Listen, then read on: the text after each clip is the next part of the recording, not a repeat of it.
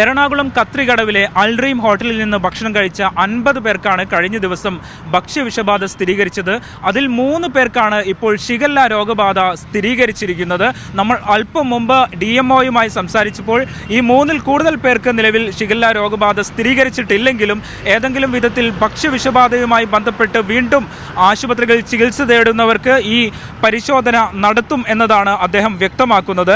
കഴിഞ്ഞ വ്യാഴം വെള്ളി ദിവസങ്ങളിലായാണ് ഈ അൽഡ്രീം ഹോട്ടലിൽ ഭക്ഷ്യവിഷബാധയുണ്ടായത്. ഇതിൽ 50 പേർക്കാണ് ഭക്ഷ്യവിഷബാധ ഏറ്റത്. അതിൽ 23 പേർ ചികിത്സ തേടി.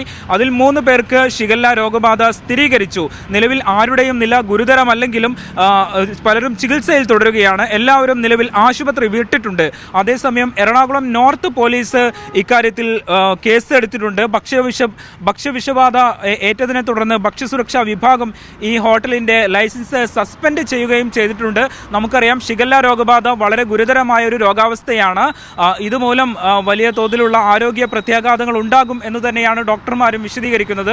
അതേസമയം ഇനിയും ഏതെങ്കിലും രൂപത്തിലുള്ള ഭക്ഷ്യവിഷബാധ ലക്ഷണങ്ങളുമായി വലിയ തോതിലുള്ള വയറിളക്കം, അതോടൊപ്പം വലിയ പനി, ഉയർന്ന പനി ഉൾപ്പെടെ ലക്ഷണങ്ങളോടെ ആരെങ്കിലും ഇത്തരത്തിൽ ലക്ഷണങ്ങൾ ഉണ്ടെങ്കിൽ അടിയന്തരമായി ചികിത്സ തേടണം എന്നതാണ് ഇവിടുത്തെ ആരോഗ്യ വിഭാഗം ഒന്നാകെ അറിയിക്കുന്നത്.